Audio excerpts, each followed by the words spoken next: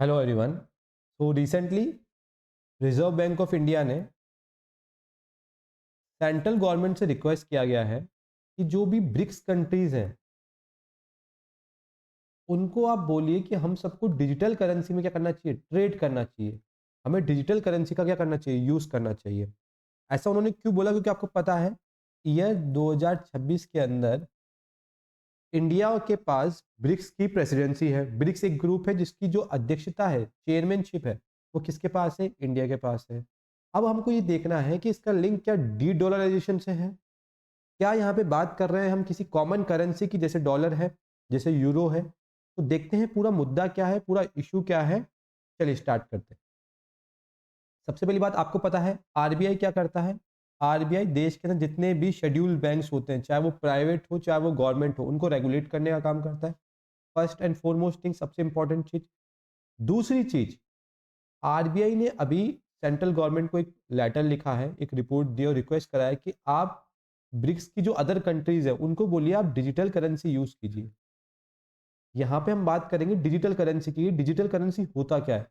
देखिए, digital currency का मतलब क्रिप्टो करेंसी, बिटकॉइन, इनसे नहीं है।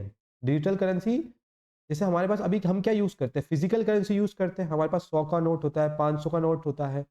ये नोट हम किसी भी बैंक में देते हैं तो बैंक क्या करता है, उस नोट को एक्सेप्ट करता है, क्योंकि उस नोट के नीचे अगर आप देखेंगे तो लिखा होगा, आरबीआई जो गवर्नर है उसका साइन होता है कि मैं ये नोट वापस आपसे लूंगा। That is called legal tender. वो एक तरीका क्या है, लीगल टेंडर है।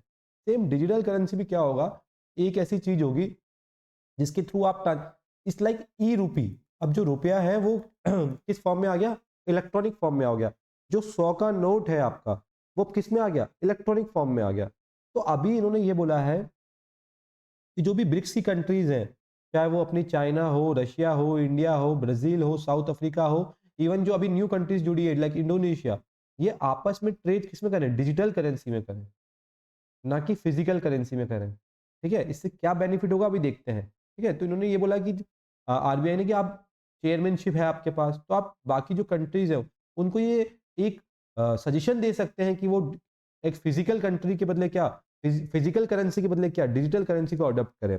जिससे क्या हो जाएगा, जो क्रॉस बॉर्डर पेमेंट्स है, मतलब जो भी इम्पोर्ट एक्सपोर्ट के रिगार्डिंग जो पेमेंट्स है वो किस में होगी? डिजिटल करेंसी में होगा। जिससे फास्टर पेमेंट सेटलमेंट्स हो जाएंगे। ठीक है, और यहाँ पे हमने उन्होंने बात करी है आरबीआई ने कि हमको क्या करना चाहिए, central bank digital currency system बनाना चाहिए। जैसे ये देखिए, इसका मतलब ये नहीं कि हम कोई कॉमन करेंसी या कोई अलग करेंसी ही बना रहे हैं।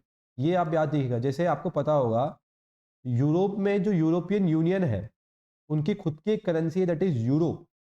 तो हम यहाँ पे ऐसे कोई यूरो जैसी करेंसी की बनाने की बात नहीं कर रहे हैं। हम क्या कर रहे हैं, ऑलरेडी हम रुपया यूज करते हैं। तो जो 100 रुपए का फिजिकल नोट है उसके बदले आप क्या करिए, एक डिजिटल करेंसी को अपनाइए। डिजिटल करेंसी मतलब क्या, ये मेरा फोन है प्यारा सा, ठीक है, ये फोन में मेरे ऐसे 500 का नोट आ जाएगा, और मैंने जैसे स्कैन किया, क्यूआर कोड जैसे होता है वैसे स्कैन किया, तो ये 500 का एक पर्सन से दूसरे पर्सन के पास चला जाएगा। ठीक है, चाहे वो रूबल हो रशिया का, चाहे वो चाइना का युआन हो, ये आप डिजिटल करेंसी में कीजिए। ठीक है, डिजिटल करेंसी भी एक तरह का क्या है, लीगल टेंडर है। लीगल टेंडर मतलब आपने देखा होगा नोट के नीचे लिखा होता है, मैं धारक को इतने रुपए प्रदान करता हूँ, मतलब आरबीआई गवर्नर आपसे वो सेम अमाउंट वापस लेगा। जैसे फिजिकल करेंसी को आरबीआई नोटिफाई करता है, डिजिटल करेंसी को भी आरबीआई नोटिफाई करेगा। रशिया की खुद की जो सेंट्रल बैंक है वो नोटिफाई करेगी, चाइना की खुद की जो सेंट्रल बैंक है फिर वही करेगी। ठीक है, यहाँ पे हम किसी भी तरह की क्रिप्टो करेंसी की बात नहीं कर रहे, क्योंकि क्रिप्टो के अंदर किसी भी तरह की गवर्नमेंट की बैकिंग नहीं होती है। ठीक है, ये डिजिटल करेंसी भी एक सोवरिन करेंसी होती है, मतलब इसके ऊपर गवर्नमेंट की क्या होती है, बैकिंग होती है। गवर्नमेंट का क्या होता है, सपोर्ट होता है। ठीक है, सबसे पहले ये ब्रिक्स है क्या? ब्रिक्स की अभी चेयरमैनशिप आपको पता है ना, इंडिया को दी हुई है। ठीक है, 2026 में इंडिया चेयरमैनशिप करेगा। ब्रिक्स एक रीजनल ग्रुप हुआ करता था स्टार्टिंग में, बट अब ये ग्लोबल ग्रुप बन गया है। इसके अंदर पार्टिसिपेट कंटिन्यूस बढ़ता जाएगा। 2009 में ये ग्रुप बना था। ठीक है, 2010 के अंदर इसमें हमारा साउथ अफ्रीका जो जुड़ा था, उसके बाद इसको ब्रिक्स कहते थे। उससे पहले ब्रिक था, BRIC। ये 4 कंट्री क्या है, फाउंडिंग कंट्रीज थी। ये क्या है, फाउंडिंग कंट्रीज थी। ठीक है, साउथ अफ्रीका से बाद में जोड़ा, और अभी तो ब्रिक्स में 2023-24 में टोटल मिला के अपनी 12 कंट्रीज हो चुकी है, जिसमें लेटेस्ट क्या थी हमारी, इंडोनेशिया है। ठीक है, ब्रिक्स जब बना था उसका मेनली फोकस क्या था, ट्रेड और फाइनेंस पे। आरबीआई यहाँ पे बोल रहा है कि मैं यहाँ पे डिजिटल करेंसी की बात कर रहा हूँ। आप ये मत समझिएगा कि डिजिटल करेंसी का मतलब है डी डॉलराइजेशन। आरबीआई यहाँ पे ये नहीं बोल रहा है कि हमको क्या करना है, डॉलर के विकल्प देखने हैं। डायरेक्टली आरबीआई ने रिपोर्ट में लिखा है, और आप इनडायरेक्टली देखेंगे तो आप कर तो वही रहे हो ना। आप क्या कर रहे थे आ रहे हो, डॉलर की डिमांड को क्या करते हो, रिड्यूस करते आ रहे हो। अभी जैसे क्या होता है, इंडिया को क्रूड ऑयल लेना है, कच्चा तेल लेना है, या फिर इंडिया को कोई डिफेंस आइटम इक्विपमेंट बाय करना है, तो अगर हमको बाय करना है तो हम डॉलर्स में क्या करेंगे, हमारा पेमेंट करेंगे। डॉलर्स में हमारा क्या करेंगे, पेमेंट करेंगे। अब अगर हम डिजिटल करेंसी को अडॉप्ट कर लेते हैं, तो हम वहाँ की जो खुद की हमारी कंट्रीज है, ई रुपया उसमें ट्रेड कर सकते हैं। अगर मैं रशिया के साथ ट्रेड कर रहा हूँ तो ई रूबल में कर सकता हूँ। ठीक है, तो आरबीआई यहाँ पे बोल कुछ और रहा है, कर कुछ और रहा है। आरबीआई बोलता है कि हम तो एफिशिएंसी की बात कर रहे हैं, हम किसी आइडियोलॉजी की बात नहीं कर रहे हैं। हम ये नहीं बोल रहे कि हमको एंटी डॉलर होना है, पर कहीं ना कहीं आप देख रहे हैं कि यहाँ पे बात तो आरबीआई क्या कर रहा है कि भाई आपसी कंट्री आप क्या करो, डिजिटल करेंसी यूज करो, मतलब डॉलर यूज ना करो। इनडायरेक्टली ही सही, आप डी डॉलराइजेशन में काम तो कर रहे हो। अच्छा, ऐसा नहीं है, इंडिया ने अभी ये करा है, जैसे अभी इंडिया के पास ब्रिक्स की चेयरमैनशिप है। ठीक है, ब्रिक्स की क्या है, चेयरमैनशिप है 2026 में। और इंडिया कभी भी यूएसए के डायरेक्ट अगेंस्ट में नहीं जा सकता। इसीलिए ब्रिक्स की अभी एक एक्सरसाइज हुई थी, जो एक नवल एक्सरसाइज थी। नवल एक्सरसाइज मतलब एक नेवी की एक्सरसाइज हुई थी ब्रिक्स की। ठीक है, जिसमें इंडिया ने पार्टिसिपेट ही नहीं किया। ब्रिक्स की अभी एक एक्सरसाइज हुई थी, नवल एक्सरसाइज, जिसमें इंडिया ने पार्टिसिपेट ही नहीं किया। नवल एक्सरसाइज मतलब क्या, जो ब्रिक्स की मेंबर कंट्रीज है उन्होंने सबने अपने आपस में क्या करा, नेवी की एक एक्सरसाइज कंडक्ट करी। ठीक है, साउथ अफ्रीका में ये हुई थी, तो इंडिया ने इसे पार्टिसिपेट ही नहीं किया। अब एक्सक्यूज मी, इंडिया ने इसमें पार्टिसिपेट नहीं किया साउथ अफ्रीका वाली एक्सरसाइज के अंदर। अच्छा, सिर्फ इंडिया नहीं, ब्राजील ने भी नहीं किया। क्यों, अगर आप ब्रिक्स की ऐसी डिफेंस की एक्सरसाइज में आप पार्टिसिपेट करते हो, तो आप साफ ये दिखा रहे हो कि आप वेस्ट के अगेंस्ट हो, और इंडिया भी ऐसा चाहता नहीं है। इंडिया हमेशा बैलेंस में बिलीव करता है। इंडिया किस में बिलीव करता है, बैलेंस में बिलीव करता है। तो इंडिया ने अभी नेवी जो जो नवल एक्सरसाइज थी ब्रिक्स की, उसमें पार्टिसिपेट नहीं किया है। ऐसा इसलिए नहीं किया गया क्योंकि इंडिया ऐसा नहीं चाहता कि हम बिल्कुल वेस्ट से कट ही हो जाए। ठीक है, वेस्ट से मतलब मेरा यहाँ पे सिर्फ यूएसए नहीं है, मैं यहाँ पे यूरोप की भी बात कर रहा हूँ। ठीक है, तो इंडिया ने कहा कि हमारी क्या है, स्ट्रेटेजिक न्यूट्रलिटी है। ठीक है, हम है ना न्यूट्रल है, हम किसी की तरफ भी इंक्लेंड नहीं है। अब देखिए, इंडिया ने फिर इंडिया से पूछा गया अभी प्रेस मीटिंग में कि भाई आप क्यों नहीं पार्टिसिपेट कर रहे, ऐसा क्यों है कि आप यहाँ पे पार्टिसिपेट नहीं करें। तो इंडिया ने बोला, देखिए जो हमने ब्रिक्स बनाया था, ये हमने मेनली ट्रेड्स को फैसिलिटेट करने के लिए, इकोनॉमी को अच्छे करने के लिए। ब्रिक्स में ऐसा कुछ है ही नहीं कि आप क्या कर सकते हैं, डिफेंस एक्सरसाइज करें, आप डिफेंस कोलैबोरेशन करें। तो इसलिए अगर ब्रिक्स के अंदर कुछ ऐसा लिखा हुआ ही नहीं है कि हम डिफेंस पार्टनरशिप करें, डिफेंस कोलैबोरेशन करें, तो ये हमारा चॉइस है, हम कि मिलिट्री एक्सरसाइज में पार्टिसिपेट करें या ना करें, क्योंकि ब्रिक्स एक क्या है, इकोनॉमिक ग्रुप है, ना कि एक मिलिट्री ग्रुप। ठीक है, इसलिए इंडिया ने क्या करा, एब्सटेंड करा, पार्टिसिपेट ही नहीं किया। अब देखिए, क्यों जो वेस्टर्न कंट्रीज हैं उनको पसंद नहीं है ब्रिक्स। सबसे पहले देखिए, यूएसए, यूएसए को प्रॉब्लम है ईरान से। ईरान पार्ट है किसका, ब्रिक्स का। यूएसए को प्रॉब्लम है चाइना से। चाइना पार्ट है किसका, ब्रिक्स का। यूएसए को प्रॉब्लम है रशिया से। रशिया किसका पार्ट है, ब्रिक्स का। तो ब्रिक्स को देख के यूएस को लगता है कि ये तो मेरे अगेंस्ट बनाया है, ये तो एंटी यूएसए ग्रुप है। ठीक है, और उसमें भी आप ईरान को शामिल कर रहे हो, और आपको भी पता होगा रिसेंटली ईरान और यूएसए के टर्म्स अच्छे नहीं चल रहे। यूएसए बोल रहा है कि ईरान में वो क्या करेगा, कू करवाएगा, सत्ता परिवर्तन करवाएगा, रेजिम चेंज करवाएगा, इवन अटैक करने की धमकी भी दे रहा था। ठीक है, तो ईरान का ब्रिक्स में पार्टिसिपेट करना ये अपने आप में बड़ा क्वेश्चन मार्क है। सिर्फ ईरान नहीं, देखिए अब रशिया, रशिया और यूक्रेन वाले मामले में, रशिया और यूक्रेन वाले मामले में पूरा यूरोप जो था वो रशिया के अगेंस्ट था। ठीक है, अब रशिया भी ये नेवी एक्सरसाइज कर रहा है साथ में, तो इंडिया अगर ये एक्सरसाइज कर लेता, तो इंडिया पूरे यूरोप के अगेंस्ट हो रहा है, इंडिया पूरे यूएसए के अगेंस्ट हो रहा है। और भारत एक डेवलप कंट्री है। ठीक है, सॉरी, भारत एक डेवलपिंग कंट्री है। भारत अभी विकासशील देश है, विकसित होने की कगार पे है। हमें डेवलप होना है अभी। उस बीच हमको यूरोप के मार्केट की ज़रूरत भी है, यूएसए के मार्केट की ज़रूरत भी है। हम ऐसा नहीं कर सकते कि हम किसी एक तरफ क्या हो जाए, टिल्ट हो जाए, ठीक है? हमको बैलेंस बना के रखना पड़ेगा। तो ईरान पे ऑलरेडी सैंक्शंस लगा रखे हैं यूएसए ने, रशिया पे ऑलरेडी सैंक्शन, यूएसए ने 3 कंट्रीज़ में सैंक्शन लगा रखे हैं, नॉर्थ कोरिया, रशिया और अपना ये नॉर्थ कोरिया हो गया, रशिया हो गया, third country is our Iran, जिसमें से 2 कंट्री तो ब्रिक्स में ही है। तो आप उन लोगों के साथ एक्सरसाइज कर रहे हो, मिलिट्री एक्सरसाइज, उन लोगों के साथ ट्रेड कर रहे हो, तो यूएस का क्या है? अगेंस्ट है। अब आपको लगता होगा कि जो यूएसए सैंक्शंस लगाता है, इससे होता क्या है? ये सैंक्शंस होते क्या हैं? सर सैंक्शंस सैंक्शंस सुना है। देखिए, सैंक्शंस का मतलब ये है कि यूएसए ने एक अपनी लिस्ट बना रखी है, कार्ड्स, यूएसए का एक एक्ट है कार्ड्सा, जिसके अंदर उसने नॉर्थ कोरिया को ले रखा है, जिसके अंदर उसने रशिया को ले रखा है, जिसके अंदर उसने ईरान को ले रखा है। और यूएसए का कहना ये है कि भाई इन तीनों कंट्रीज के साथ कोई भी ट्रेड करेगा तो यूएसए उस पर क्या लगाएगा? सैंक्शंस लगाएगा। सैंक्शंस का मतलब क्या कि इनके साथ किसने भी ट्रेड करा तो यूएस उसके साथ ट्रेड नहीं करेगा। ठीक है, मान लो अगर इंडिया और ईरान आपस में ट्रेड कर रहे हैं तो यूएसए इंडिया के साथ किसी भी तरह की ट्रेड नहीं करेगा, मतलब कोई भी इंपोर्ट एक्सपोर्ट नहीं करेगा। अच्छा, सिर्फ ट्रेड में यूएस सैंक्शन नहीं लगाता, ट्रांजैक्शन में भी लगा देता है। जैसे आपको पता है कि अगर मैं किसी कंट्री से कुछ बाय कर रहा हूँ तो मैं पेमेंट किस में करूँगा? डॉलर में करूँगा। या कोई कंट्री मुझसे कुछ बाय कर रही है तो पेमेंट डॉलर में करेगी। अब यूएसए इतना चालाक है, डॉलर किसकी करेंसी है? यूएसए की। जब वो सैंक्शंस लगाता है आप पे तो वो क्या करता है, वो ये जो डॉलर है, जो ये डॉलर है, इसके यूज़ पे भी क्या लगा देता है? सैंक्शंस लगा देता है कि आप डॉलर को यूज़ नहीं कर पाओगे। इवन अगर जब इंटरनेशनल पेमेंट होता है तो एक मैकेनिज्म के थ्रू होता है जिसका नाम है स्विफ्ट। क्या नाम है? Swift mechanism. स्विफ्ट क्या होता है? एक मैसेजिंग मैकेनिज्म होता है। मतलब मान लो 2 कंट्रीज़ है, इंडिया और रशिया, ये आपस में ट्रेड कर रही है इंटरनेशनली, तो बीच में कोई मीडियम तो होगा मैसेजिंग का कि भाई इंडिया ने पैसे भेजे, रशिया को एक्सेप्ट हो गए। तो जो बीच में मैसेजिंग है, ऐप है, उसका नाम है स्विफ्ट। और ये भी किसका है? वेस्टर्न डोमिनेटेड है।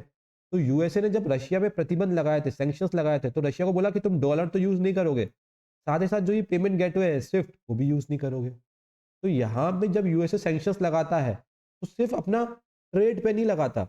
यूएस बोलता है मैं आपको कोई टेक्नोलॉजी ट्रांसफर भी नहीं करूंगा।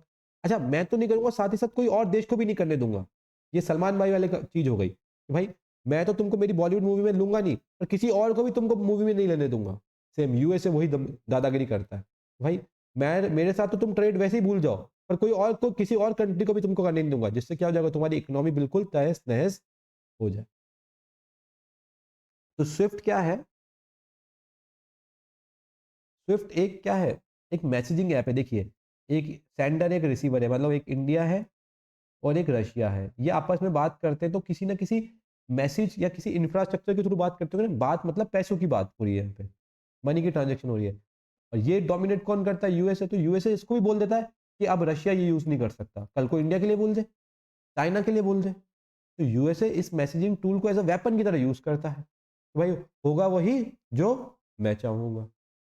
अभी रशिया और ईरान ऑलरेडी ये 2 कंट्रीज हैं जो ये स्विफ्ट यूज नहीं कर पा रही हैं। ठीक है, क्यों? क्योंकि एक एक्ट है जिसका नाम है काटसा। ठीक है, काटसा कहाँ का एक्ट है? यूएसए का एक्ट है। चलिए, वही मैं कह रहा हूँ, डॉलर एक जो है वो एक करेंसी नहीं है। डॉलर एक तरह का क्या है? सेट है। ठीक है, डॉलर को लोग अपने कंट्रीज अपने फॉरेस्ट रिजर्व में रखती है। आपने देखा ना, डॉलर का प्राइस भी देखिए कैसे 70 से 80, 80 से 100, ये भी एक तरह का असेट ही हुआ। जैसे गोल्ड है, सिल्वर है, ये भी एक तरह का क्या हुआ? असेट्स हुआ। अभी डॉलर का प्राइस कितना चल रहा है? 92 चल रहा है। तो डॉलर एक असेट है। डॉलर एक मीडियम ऑफ एक्सचेंज है। बड़े विश्व भर में सबसे ज्यादा जो व्यापार होता है, ग्लोबली में सबसे ज्यादा ट्रेड की बात करूं तो कौन सी करेंसी में होती है? डॉलर में होती है। अब कुछ ज्ञानी लोग ये बोलते हैं, कुछ समझदार लोग ये बोलते हैं कि सर एक बात बताइए, ब्रिक्स खुद की कोई कॉमन करेंसी बना नहीं रहा। मैंने कहा हाँ, नहीं बना रहा, ब्रिक्स खुद की कोई कॉमन करेंसी नहीं बना रहा, बिल्कुल सही बात है। ठीक है, पर यूरोपियन यूनियन आपको पता होगा, 27 यूरोप के देशों का एक समूह है, एक ग्रुप है। जो यूरोपियन यूनियन है सर, वो भी तो खुद की करेंसी यूरो चला रहे हैं। तो क्या वो डी डॉलराइजेशन नहीं है? वो डॉलर के अगेंस्ट नहीं है और अमेरिका उनको कुछ क्यों नहीं बोलता? देखिए, वो डी डॉलराइजेशन इसलिए नहीं है क्योंकि जो ये यूरोपियन कंट्रीज हैं, ये यूएस के काफ़ी अच्छे क्या है, अलाय हैं। ये यूएस के काफ़ी अच्छे पार्टनर हैं। यूएसए का दबदबा है यूरोप के अंदर। यूएसए यूरोप के अंदर क्या करता है, बहुत ज़्यादा मात्रा में ट्रेड करता है। इवन यूएस यूएस की नेवी रहती है वहाँ पे। और हम नाटो को तो कैसे ही भूल गए। यूएसए उनके साथ एक मिलिट्री एग्रीमेंट भी साइन कर चुका है, that is NATO, North Atlantic Treaty Organization. ठीक है, दोनों यूएसए का मतलब ये जो यूरोप कंट्रीज हैं डिपेंडेंट हैं। आपको याद होगा ये UK, United kingdom, highly dependent on USA in terms of trade, in terms of defence. तभी तो आप देखिए ना कि यूएसए ने ग्रीनलैंड को 51वां राज्य बनाने की बात कर रहा है, 51 स्टेट बनाने की बात कर रहा है यूएसए ग्रीनलैंड को। तो ये कोई आम बात तो है नहीं, क्योंकि पूरा का पूरा यूरोप डिपेंडेंट है in terms of trade, in terms of security USA पे। अब यूएसए के पहले टर्म्स यूरोपियन यूनियन के साथ बहुत अच्छे थे, बट आफ्टर ग्रीनलैंड का जो इशू हुआ है, इवन यूएस ने तो ये बोल दिया कि 1 फरवरी से मैं 10% टैरिफ लगा दूंगा यूरोप पे। ठीक है, तो जो डोनाल्ड ट्रम्प आज इसके दोस्त हैं, कल उसके दुश्मन हो जाएंगे, परसों इसके दोस्त हो जाएंगे, परसों उसके दुश्मन हो जाएंगे। तो यूरोपियन यूनियन और यूएसए के जो सेंचुरीज से इतने अच्छे रिलेशन है वो अब खराब होते दिख रहे हैं। तो फिर यूरोपियन यूनियन को भी किसी और की तलाश है और भारत को भी किसी और की तलाश है, तो क्यों ना दुश्मन का दुश्मन दोस्त हो जाए। तो इंडिया और यूरोपियन यूनियन आपस में अभी क्या कर रहे हैं, अच्छे रिश्ते बनाने की बात कर रहे हैं। इवन ये तक न्यूज़ है कि जो यूरोपियन यूनियन है और इंडिया है वो एक FTA, free trade agreement sign करने वाले हैं। ठीक है, मतलब हम किसी भी तरह का टैरिफ नहीं लगाएंगे एक दूसरे के ऊपर। तो हम क्या लगाने वाले हैं, एक तरह का फ्री ट्रेड एग्रीमेंट करने वाले हैं, जिससे चाइना पे जो डिपेंडेंसी वो कम हो जाएगा। इंडिया यूरोपियन यूनियन को इंडिया का जैसा मार्केट मिलेगा इतना बड़ा, जहाँ पे वो अपने प्रोडक्ट्स बेच पाएंगे, इंडिया को मार्केट मिलेगा यूरोपियन यूनियन का। ठीक है, वीज़ा सस्ती हो पाएंगी। ठीक है, और टेक्नोलॉजी ट्रांसफर हो पाएगा, चाइना पे डिपेंडेंस कम होंगे, टैरिफ का खतरा जो था वो खत्म हो जाएगा, क्योंकि अमेरिका ने, यूएसए ने भी तो इंडिया पे टैरिफ लगा रखा है 50%। वो इशू सॉल्व हो जाएगा।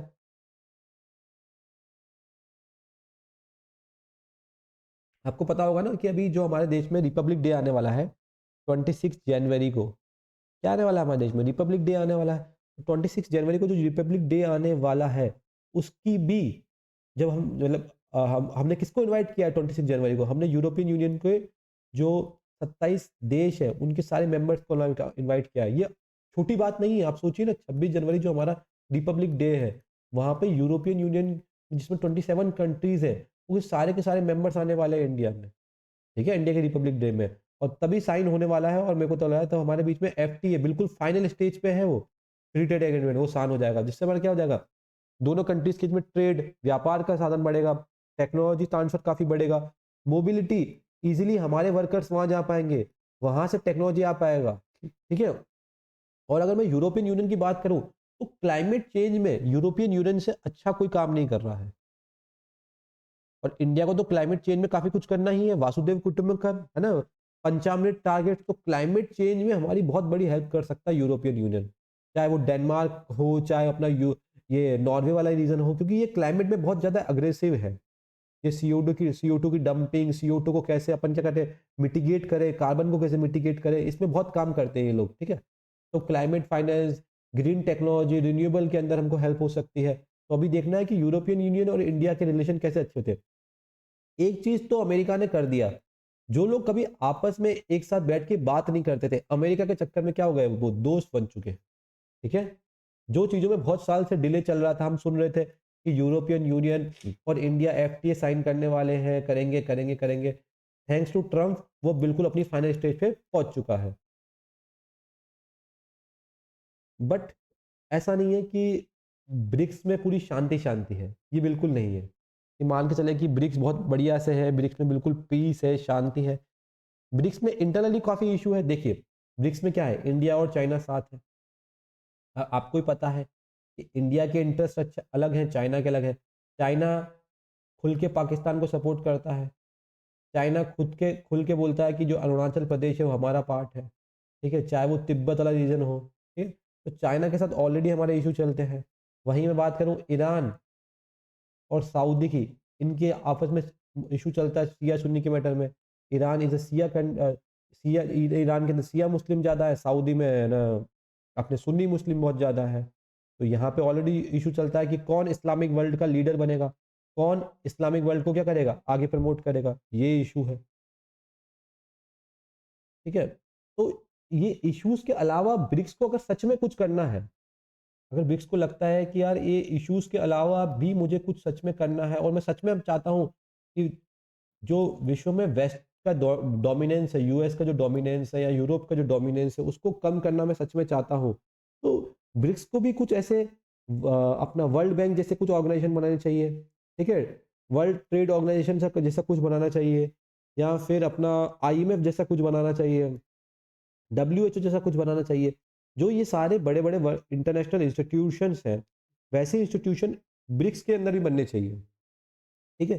जिससे जो डोमिनेंस है वेस्ट की वो कम हो सके, ठीक है? तो डब्ल्यूटीएफ लाइक आईएमएफ टाइप हमको कुछ ना कुछ बनाना चाहिए। हमको मतलब ब्रिक्स को। इवन ब्रिक्स में तो मैं कहता हूँ ब्रिक्स को सबसे ज़्यादा अगर किसी से सीखने की ज़रूरत है तो वो इंडिया से ही है। कभी भी इंडिया देखिएगा जब कोई देश मुसीबत में होता है तो इंडिया डेफ़िनिटली वहाँ जाके कोई ना कोई मिशन चला देता है। फॉर एग्ज़ाम्पल अभी साइक्लोन दितवाहा आया था, कहाँ पे आया था? ये साइक्लोन दितवाहा हमारे श्रीलंका के अंदर आया था जिसने बहुत ज़्यादा लोगों की जान ली थी, पूरा श्रीलंका को तहस-नहस कर दिया था। वहाँ पे हमने ऑपरेशन सागर बंधु चलाया। वहाँ पे हमारी इंडियन नेवी गई थी और क्या ले गई थी? मेडिसिन्स ले गई थी, फूड सप्लाई किया था। तो ऐसे मिशंस ब्रिक्स को एक साथ चलाने चाहिए, कोलैबोरेट करके।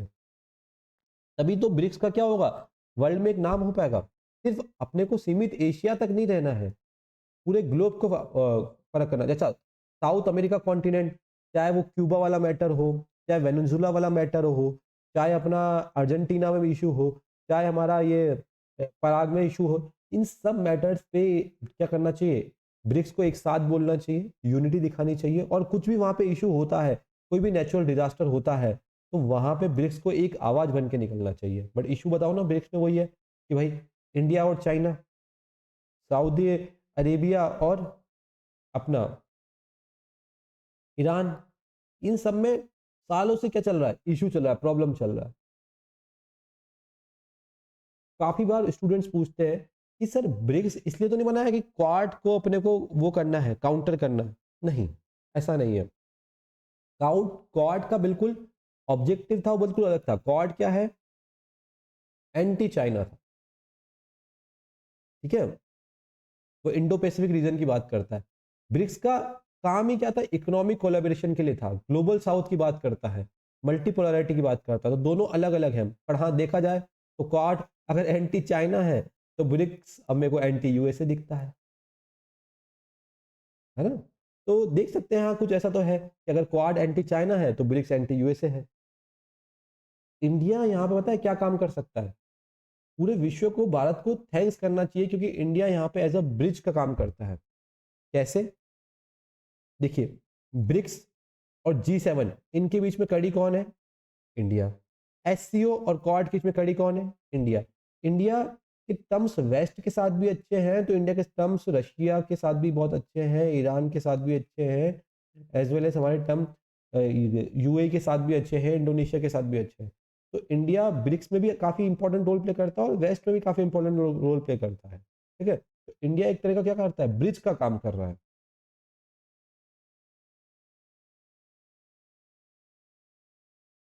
अब अमेरिका को बड़ा प्रॉब्लम है इस ब्रिक्स से।